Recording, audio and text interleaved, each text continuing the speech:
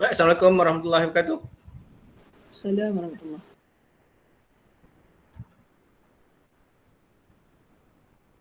Waalaikumsalam warahmatullahi wabarakatuh.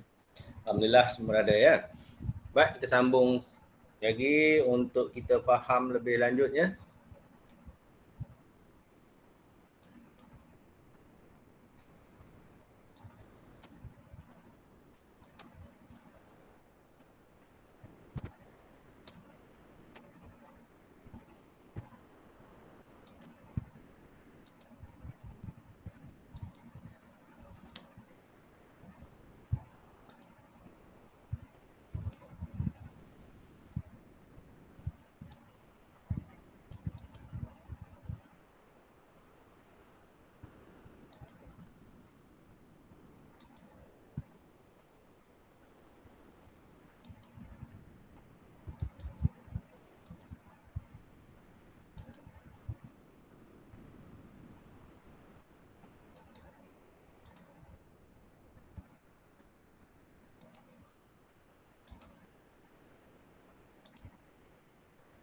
Baik, boleh nampak?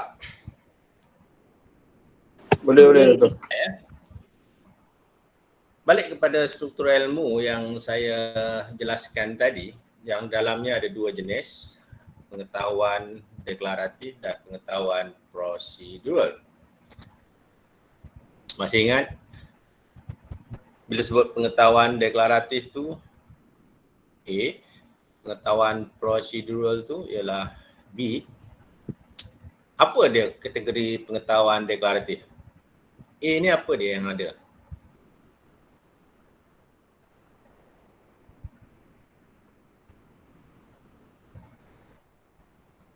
Saya boleh beri jawapan.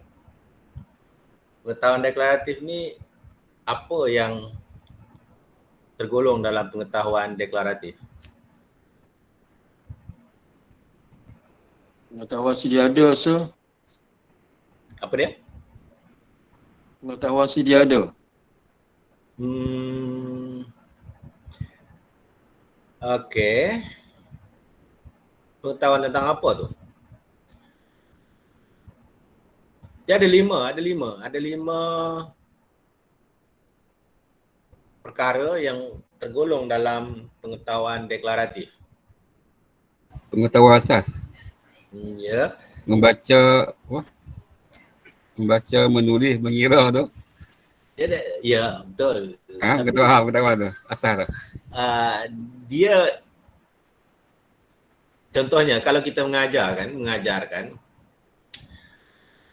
yang kita sampaikan itu ialah pengetahuan ataupun perkara-perkara yang kita nak murid tahu. Okay. Dalam 5 perkara tu, apakah perkara-perkara tersebut?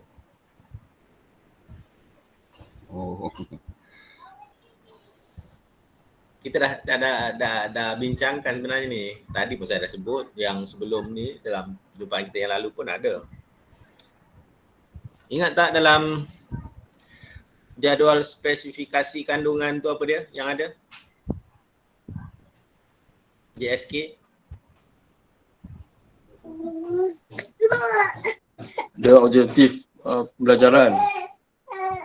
Tak. Standard pembelajaran. Yang pertama ialah fakta. Jadi pengetahuan deklaratif tu ada 5 dalamnya. Satu ialah fakta. Maknanya dalam pengetahuan yang kita nak berikan murid itu faham sesuatu, mestilah ada fakta. Fakta tu mestilah sesuatu yang betul lah.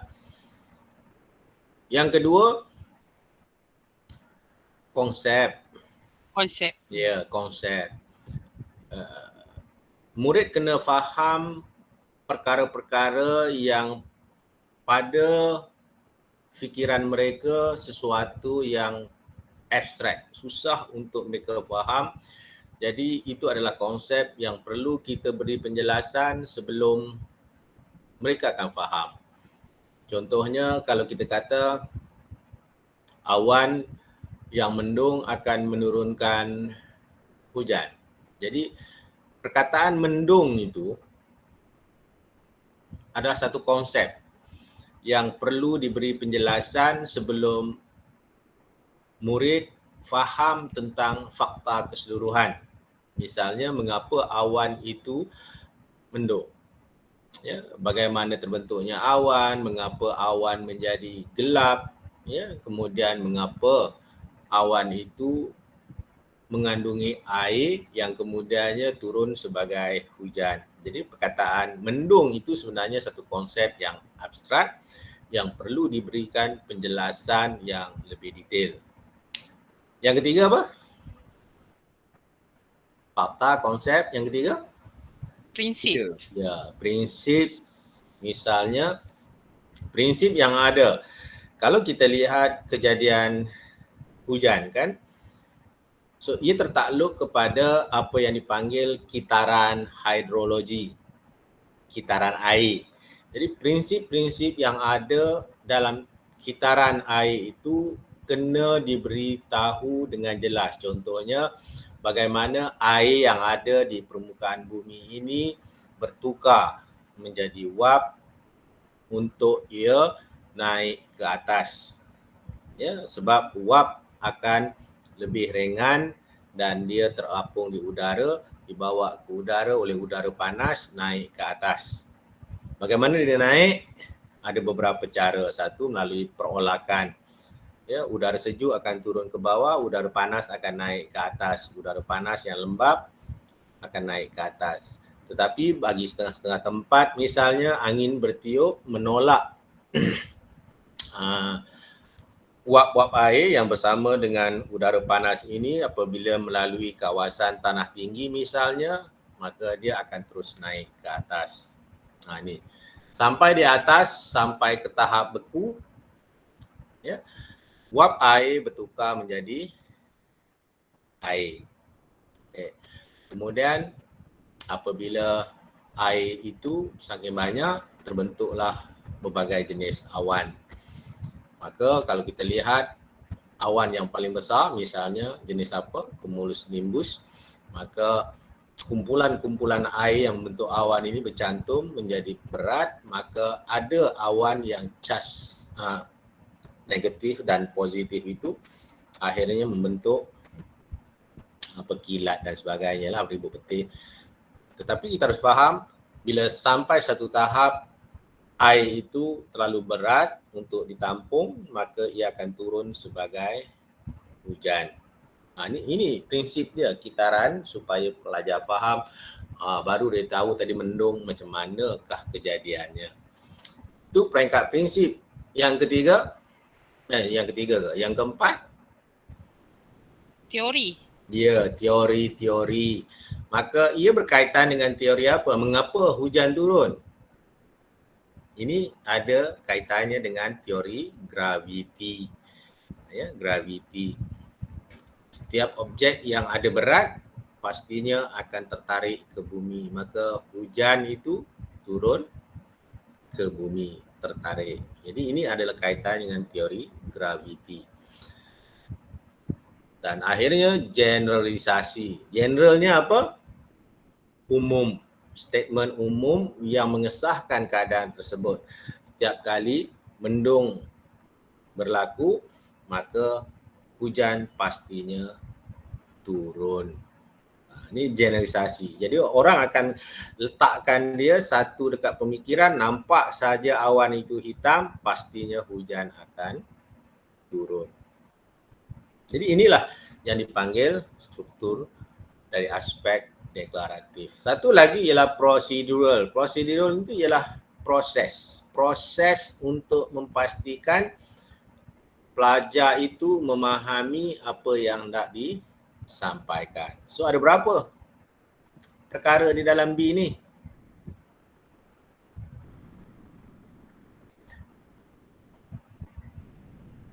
Satu apa dia?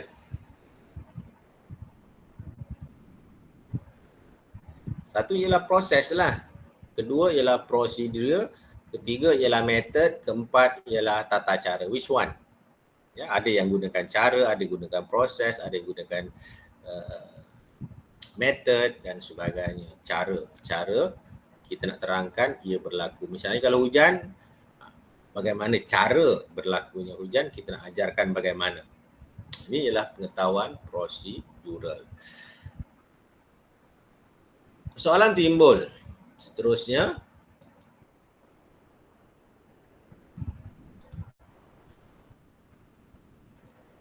bagaimanakah murid beroleh ilmu? Pengalaman versus pembelajaran. Adakah pendidikan itu, pembelajaran itu berlaku apabila murid diajar oleh gurunya? Guru mengajar pindahkan ilmu yang ada dekat guru kepada murid. Adakah begitu? Jawapannya tak semestinya, bukan.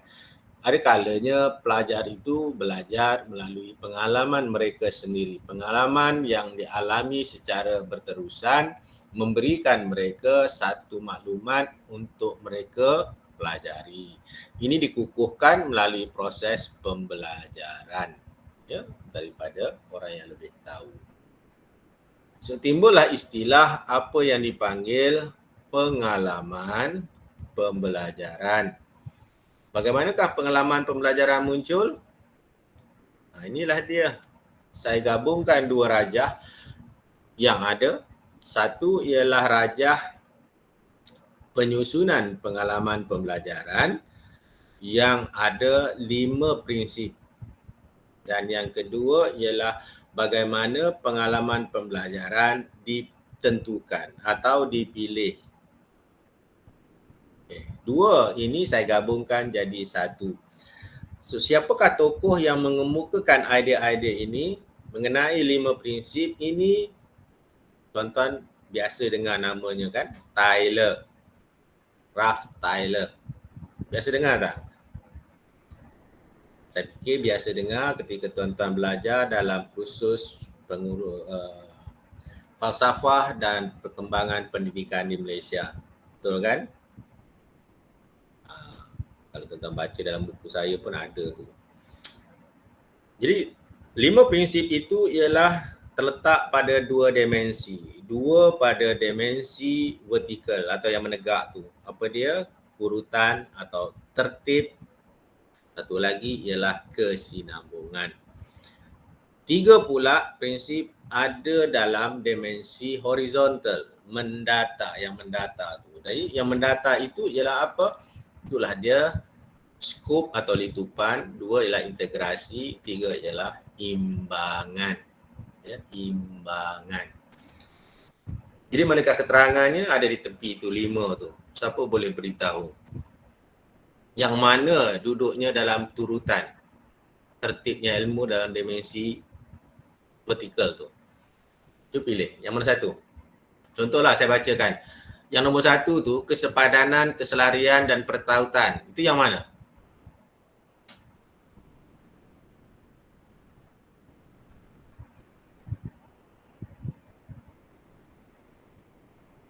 Dari 5 prinsip yang mana duduknya tu? Kesepadanan ilmu, keselarian antara pengalaman dan pembelajaran, pertautan atau percantuman di antara perkara yang dia sudah tahu dengan perkara apa yang sedang dipelajari.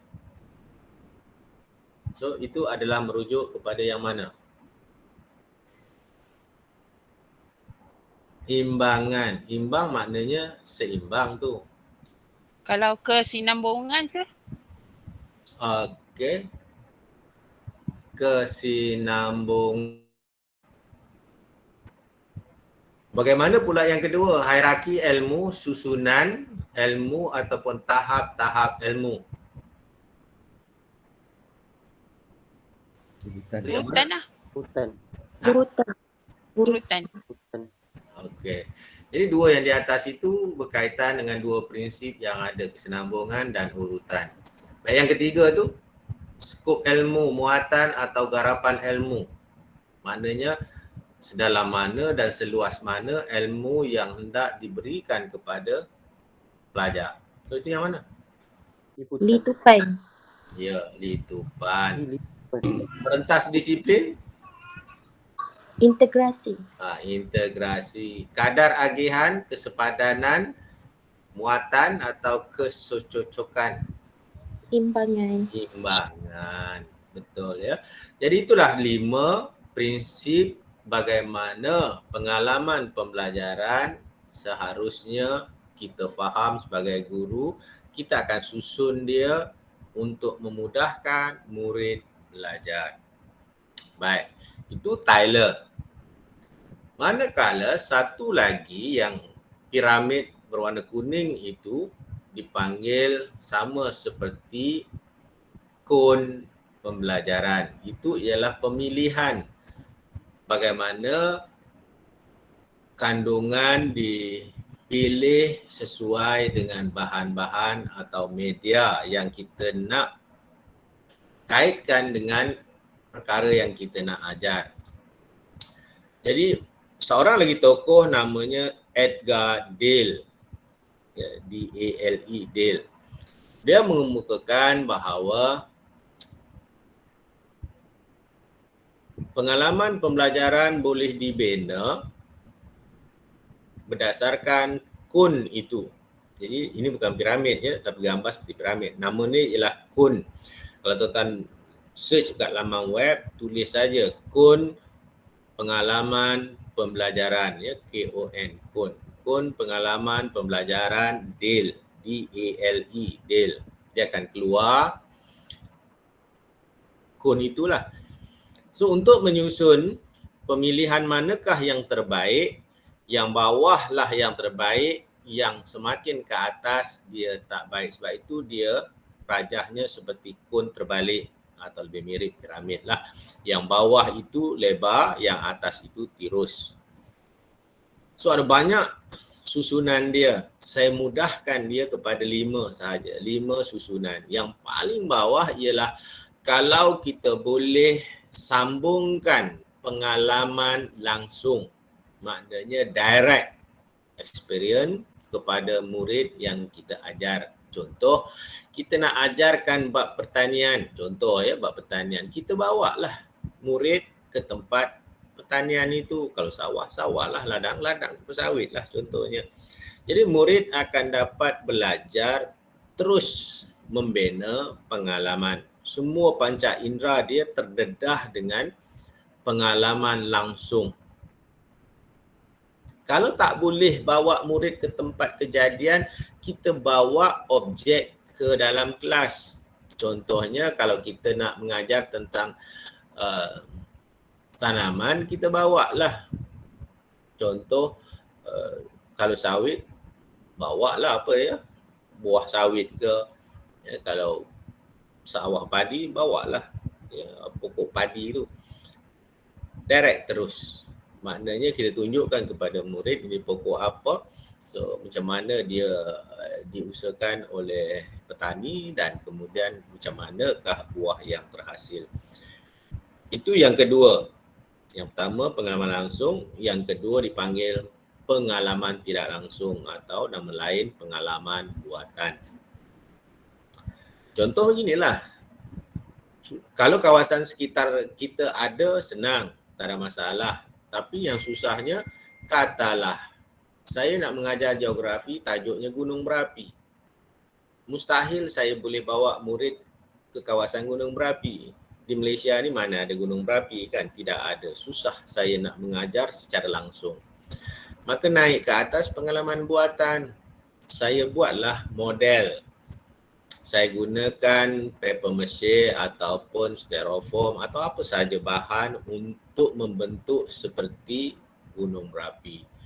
Kemudian saya gunakan soda bikarbonat, cuka dengan pewarna untuk menggambarkan lava. Apabila saya campurkan bahan itu, dia akan berbusa dan keluar melalui lohong yang kita buat untuk keluar daripada gunung berapi. Jadi model itu menggambarkan keadaan sebenar. Ya, itu boleh. Jadi maknanya kalau kita bawa ke tempat sebenar itu, boleh dikatakan 90% murid akan faham. Ya. Kalau kita buat model, mungkin kefahaman murid hanya setakat 80%. Cikgu perlu memberi penjelasan lebih lanjut. Kalau bawa tak payah, dia tengok sendiri. Tapi kalau buat model, perlu penjelasan lebih lanjut. Okey, katakanlah model tak boleh buat, pengalaman buatan tak boleh buat. Naik lagi level, peringkat yang ketiga ialah gabungan audio dan visual. Mudahnya video lah, ya, guna video. Okey, saya bawa video ke sekolah tentang gunung berapi. Pertontonkan kepada murid. Ya. Pun kalau susah juga, mungkin berhadapan dengan situasi bermasalah. Sekolah tak ada bekalan elektrik, internet pula tak ada. Jadi susah saya nak tunjukkan video. Naik satu lagi tahap, peringkat yang keempat. Peringkat keempat ini ialah menggunakan gambar. Menggunakan gambar, visual, ya, gambar. Jadi gambar ini banyak kelemahan-kelemahan dia sebab dia adalah bersifat dua dimensi. Dua dimensi maknanya hanya terletak sajalah di atas keping kertas, tunjukkan gambar. Pelbagai implikasi akan muncul. Sama ada kadang-kala murid faham dan kadang-kala murid tak faham. Contohnya begini. Katalah saya nak mengajar reptilia. Dalam sains pula ya, reptilia. Saya tunjukkan tajuknya tentang reptilia air, ya, itu besar. Kita tunjukkan supaya murid faham bagaimana buaya, ya, adalah reptilia yang besar yang mendominasi hidupan sungai contohnya. Murid di kawasan bandar atau pulau bandar sekalipun yang tinggal di kawasan yang tak ada buaya sudah pasti tak pernah tengok buaya. Tak pernah tengok buaya. Cikgu pula hanya tunjukkan gambar bersaiz A4 di depan kelas. Pelajar rasanya tidak berapa jelas. Maka cikgu kena tunjukkan, terangkan lebih lanjut macam mana yang dikatakan buaya itu. Misalnya, ada murid tak faham macam mana rupa sifat buaya ini. Cikgu kena beri penerangan lah. Jangan kata andai kita buaya pun kamu tak pernah tengok. Mungkin bukan murid ni, cikgu pun tak pernah tengok buaya live kan. Tak pernah tengok buaya. Contohnya begitulah. Jadi kena beri penjelasan. Jangan anggap, oh murid tahu semua. No, tak boleh begitu. Kan? Dan kita tak boleh buat analogi secara mudah. Contohnya buaya ni mirip macam biawak. Maka kita kata, kalau kamu nak tengok, nak faham buaya, tengok biawak. Biasa tengok biawak. Silap-silap ada pula murid yang kata buaya, biawak pun dia tak pernah tengok. Buaya tak pernah tengok, biawak pun tak pernah tengok. Untuk mudahkan lagi, cikgu buat analogi. Tak pernah tengok buaya. Mirip macam buaya ialah cicak. Dia kata, murid, cicak pernah tengok kat rumah dia kan, banyak cicak. Akhirnya dia pun kata, kalau besar cicak, apa nak takut kan? Buaya sebesar cicak, apa nak takut? Betul juga. Jadi kita pun rasa memberikan maklumat yang tak betul. Okey. Yang akhir sekali di bahagian puncak ialah dalam bentuk ikon dan simbol. Contohnya ialah dalam bentuk teks dan lisan. Walaupun teks dan lisan itu adalah sumber, tapi ia tidak memberikan pilihan yang berkesan. Teks dan lisan. Lisan ni dalam bentuk audio. Audio ataupun percakapan saja. Jadi kalau hanya dalam bentuk teks dan lisan, ia terlalu abstrak. Susah untuk pelajar faham. Sebab itulah kadar kefahaman murid sangat rendah. Kurang daripada 15% kalau ia dilaksanakan menggunakan teks atau lisan.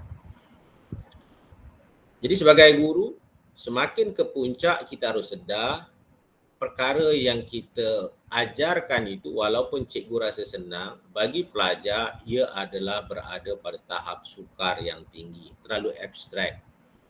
Tetapi mengarah ke bawah, bahagian dasar yang lebih lebar, maka dia semakin mudah dan semakin konkret perkara yang dipelajari. Ini hubung kaitnya dengan pengalaman pembelajaran. Ada masalah untuk faham yang ini?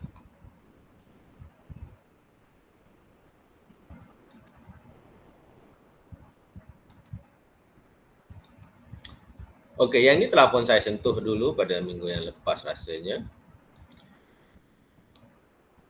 Segala perkara yang kita ajarkan, maka sudah pasti ia bergantung kepada ketetapan cara mana kita menentukan objektif atau hasil pembelajaran kita. Ada 3 domain.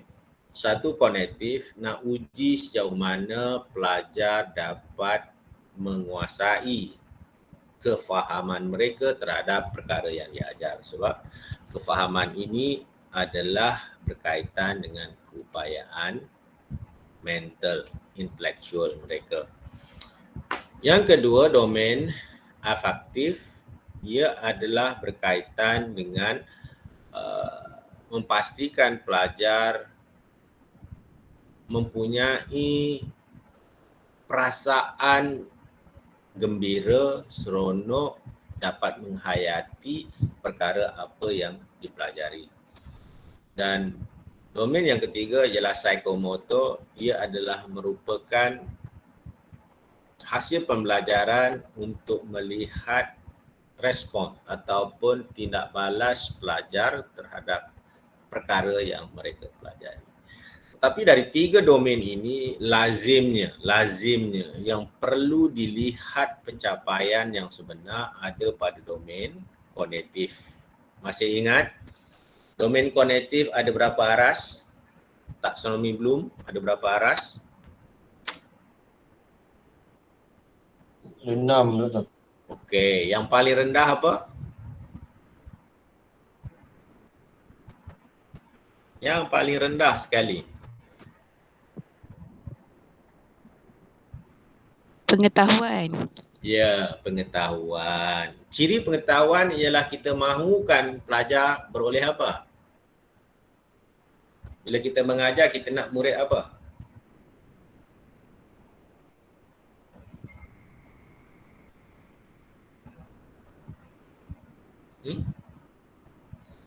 Boleh mengingat, boleh hafal dan kemudian boleh keluarkan semula bila diperlukan. Jadi sekadar ingatan. Jadi contoh-contoh soalan dia akan bermula apakah, di manakah, berapakah. Ini soalan-soalan yang boleh kita kemukakan. Kalau kita nak tulis rancangan pengajaran, hasil pembelajaran itu pada aras ini, kita hanya minta kita tuliskan dalam rancangan pengajaran pada akhir pembelajaran murid apa-apa. Contohnya melabalkan, menamakan, menyusun, lagi apa? Mengenal pasti. Itu semua adalah peringkat yang paling rendah. Sekarang sudah tidak ada lagi bentuk soalan-soalan pada aras ini. Walaupun pada ujian-ujian di peringkat sekolah. Sebab kita mahukan pelajar beroleh kemahiran berfikir aras tinggi. Kalau aras 1 itu rendah, aras 2 juga kelompoknya rendah. Apakah aras 2 itu?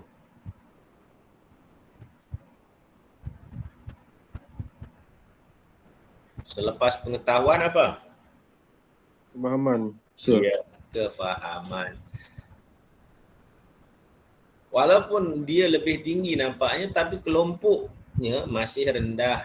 Contoh, kita nak pelajar memberikan ulasan terhadap perkara yang diajarkan. Jadi, kita tuliskan dalam rancangan mengajar, pada akhir pembelajaran murid dapat menerangkan, menjelaskan, menghuraikan. Jadi, kata kerja itu semua masih menunjukkan aras kedua, kefahaman. Okey, melonjakkan kepada aras 3. Aras 3 itu aras apa?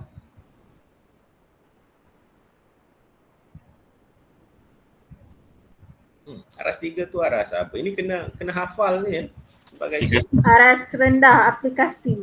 masih lagi aras rendah walaupun dia duduk level 3 aplikasi kebolehgunaan. Maknanya ialah peringkat murid-murid hanya gunakan perkara yang dia tahu, yang diajarkan, kemudian dia gunakan. Maknanya aras tu rendah. Dia tidak cuba mencipta sesuatu yang baru berdasarkan apa yang dipelajari. Tidak, digunakan sahaja. Apa arahan yang diberikan, itu yang dia gunakan. Contohnya, murid mendemokan, menunjukkanlah. Murid melukiskan. Murid mengira. Murid, apa lagi? Menghasilkan karangan. Jadi, perkara itu telah ditetapkan oleh cikgu yang ajar dan sebagainya.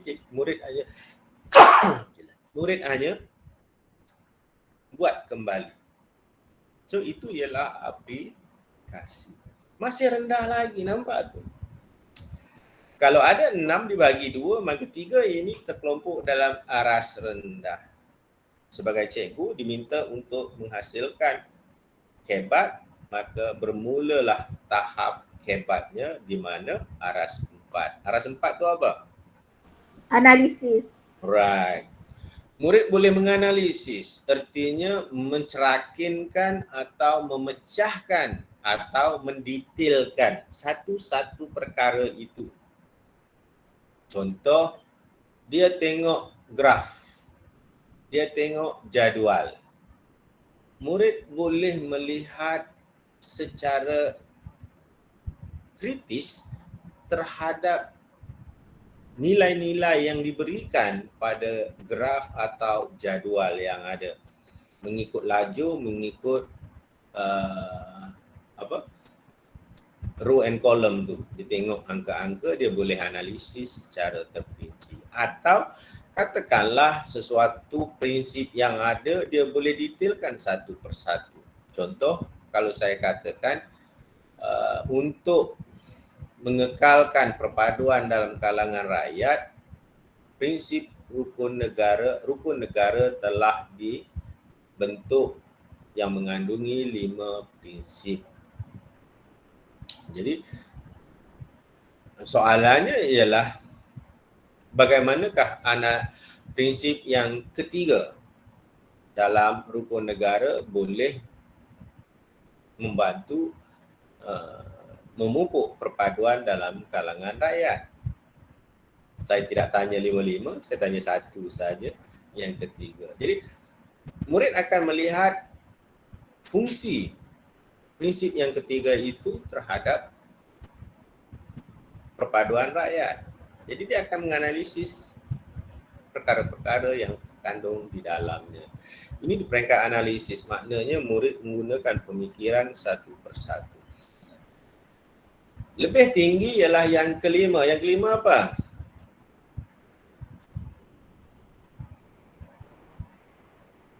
Sintesis. Penilaian. Kalau dulu sintesis ya, tak apalah, mana-mana pun betul. Tapi kalau yang sekarang ini penilaian. Penilaian maknanya munculnya perdebatan. Bagaimana dia mengeluarkan idea-idea, sokongan kepada idea-idea, bukti kepada idea-idea yang telah dikeluarkan. Contoh, saya boleh beritahu kepada tuan-tuan. Katakanlah, pada pendapat anda, adakah Malaysia mampu dikekalkan kemerdekaannya pada masa depan? Pada pendapat anda, adakah Malaysia mampu dikekalkan kemerdekaannya pada masa hadapan? Oleh kerana masa hadapan tidak pasti lagi apa yang berlaku, maka perdebatan ini membuka ruang untuk pelajar berhujah. Jawapan itu boleh jadi ya, boleh jadi tidak. Dua-dua itu betul.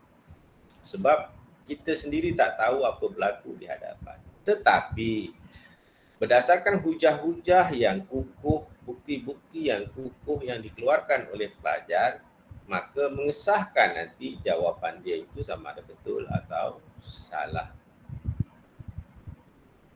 Kalau lihat dalam sejarah, sejarah pasti akan berulang. Jadi apakah yang menyebabkan kita terjajah? Berdasarkan ciri-ciri itu dilihat semasa ini. Adakah kita akan dijajah semula nanti berdasarkan ciri-ciri yang berlaku ketika suatu masa dahulu. Kita dijajah hampir 400 tahun lebih ya. Dari dari Portugis pergi Belanda kepada Inggris kepada Jepun patah balik kepada Inggris. Jadi penjajahan terhadap negara kita sudah pasti ada peristiwa-peristiwa yang menyebabkan negara kita terjajah. Jadi kalau diramalkan pada masa depan, adakah negara kita boleh dijajah semula? Lihat apakah yang berlaku pada hari ini pada negara. Adakah negara kita boleh dijajah? Ya, sebab sejarah pasti yang akan berulang. Jadi inilah berbentuk penilaian. Dan akhirnya reka cipta. Reka cipta ni ialah satu situasi di mana pelajar boleh mengemukakan idea-idea penciptaan. Penciptaan boleh jadi idea, boleh jadi bahan, boleh jadi kaedah. Jadi create. Ya. Contohnya, okey. Bagaimana kalau kita kata dalam sejarah, bagaimana kita ni yang hidup zaman ini boleh mengekalkan kemerdekaan Malaysia selama-lamanya. Jadi kita kena fikir untuk murid dapat kepastian adakah cara yang terbaik untuk kita kekal merdeka. So macam mana kita nak buat? Kita suruh murid cari maklumat itu. Kita ambil contoh.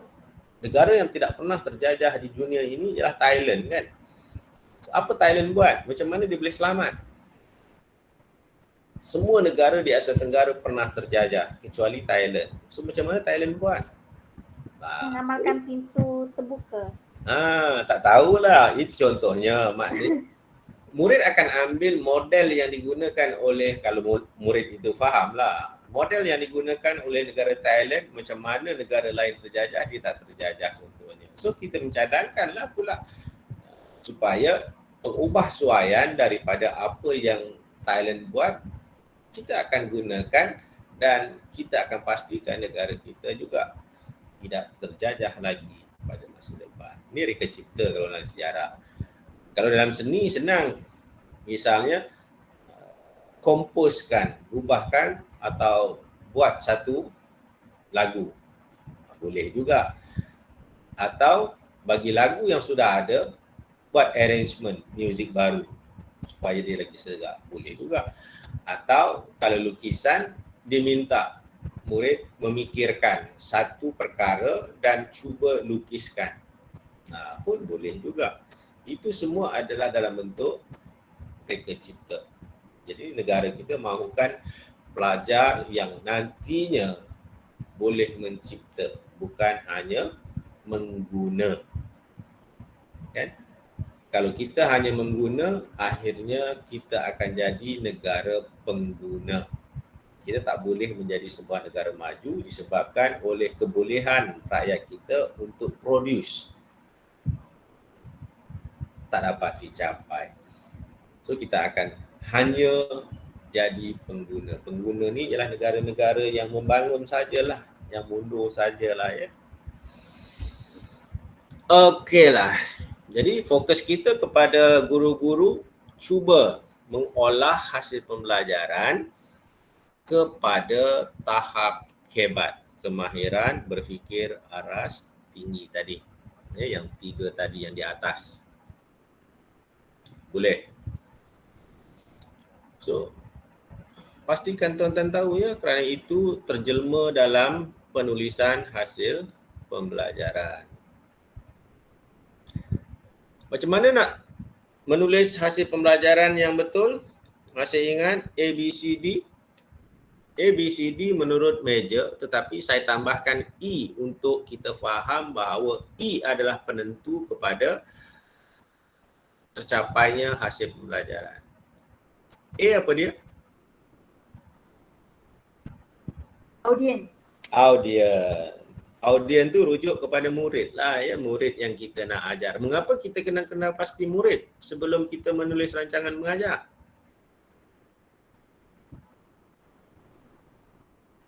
apa kena-mengenanya kita nak tulis objektif atau hasil pembelajaran itu, kita kena tahu hal murid. Suka hati kita lah sepatutnya kan, kita yang nak mengajar, suka hati kita lah kenapa kita nak tulis.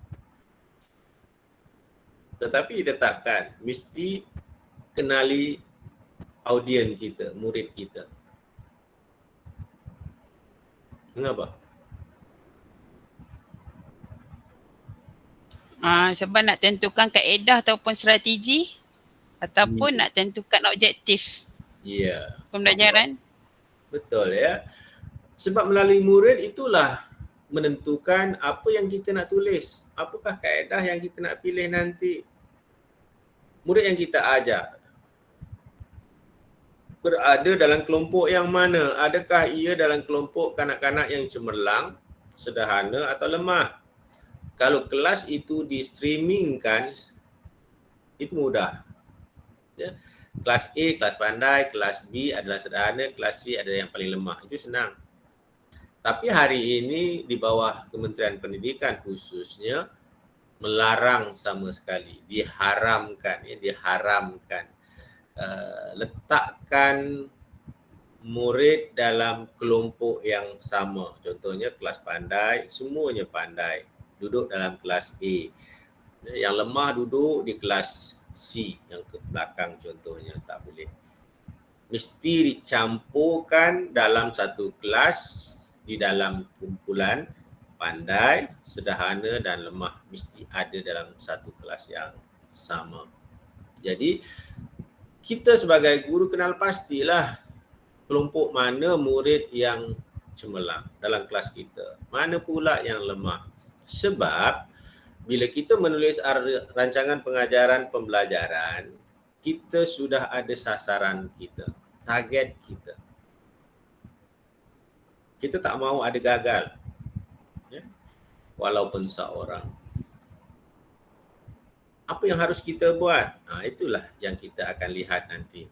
Ya, dah faham pun tuan-tuan. B itu apa? B itu apa?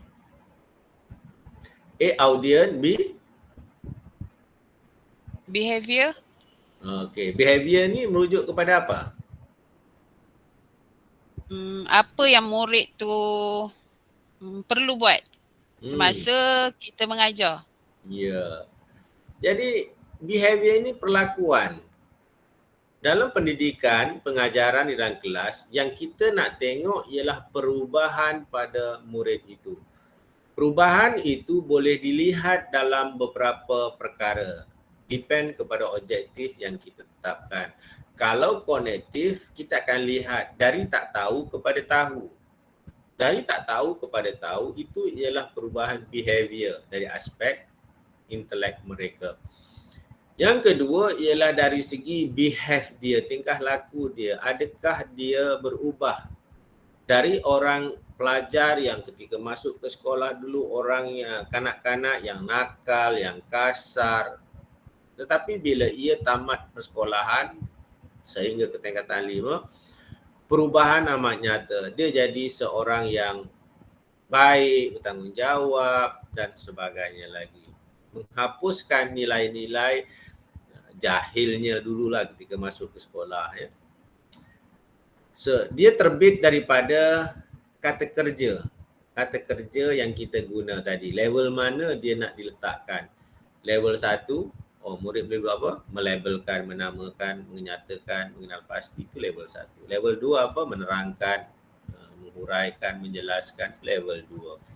Jadi kata kerja ini akan merujuk kepada behavior. C pula apa?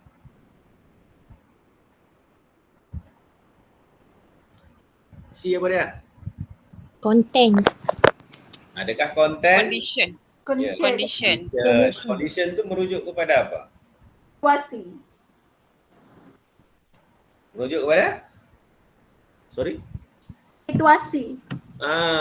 Ya, situasi. Maknanya ialah perkara apa yang murid nak tahu tentang isi pelajaran yang nak diajar.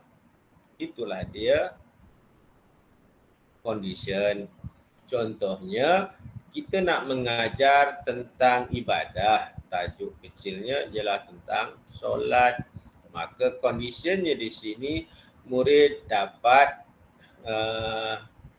mengenal pasti waktu-waktu solat. Jadi yang kita nak masukkan dalam situasi condition ini ialah mengenal waktu-waktu solat. Ini contohnya. Perkara yang murid perlu atau nak tahu. D ialah tahap atau degree. Degree ni ialah rujuk kepada berapa jumlah perkara yang murid mesti tahu. Di sinilah menentukan tuan-tuan mengajar kelas yang mana. Katakanlah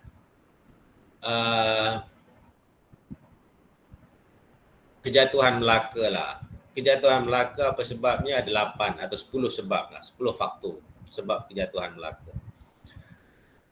Kalau masuk kelas pandai, kita nak dia kuasai 10 faktor tersebut secara keseluruhan. Tidak ada satu pun yang boleh salah. Mesti betul ya. Murid boleh menghuraikan 10 faktor kejatuhan Empire Melaka dengan betul. 10. Itu kalau pelajar pandai. Tetapi kalau dalam satu kelas itu bercampur-campur, ada yang pandai, ada sederhana, ada lemah, maka kita perlu tuliskan pada tahap yang minimum. Lihat kepada murid yang lemah, bukan lihat yang pandai, yang lemah. Baik. Depend kepada sekolah masing-masing lah. Minimum lulus mata pelajaran ialah berapa dalam peperiksaan. Mungkin kita letakkanlah 50%, 50% ya. Katakanlah itu tahap minimum yang mesti murid kuasai. Jadi kita tuliskan pada akhir pengajaran murid dapat apa? Murid dapat menerangkan 5 dari 10 faktor kejatuhan Melaka dengan betul. Nampak tak? 5. Jadi dalam kelas kita akan mengajarkan murid mengikut kumpulan-kumpulan. Yang pandai kita mahukan mereka capai 10 betul. Yang sederhana kita nak mungkin minimum 7 faktor. Baik, yang paling lemah dalam kelas itu sekurang-kurangnya dia boleh ingat 5 daripada 10 faktor. Itu kalau dia banyak. Kalau sikit contohnya ada 4 faktor. Faktor tak boleh lah. Tak payahlah. Jadi kita tuliskan pelajar dapat menguraikan 4 faktor dengan betul. Jadi semua murid itu boleh ingat 4 faktor. Tapi kalau banyak faktornya, ya. Letakkan, tuliskan pada tahap yang minimum lulus. Ya, bukan fail. Minimum lulus. Dan akhirnya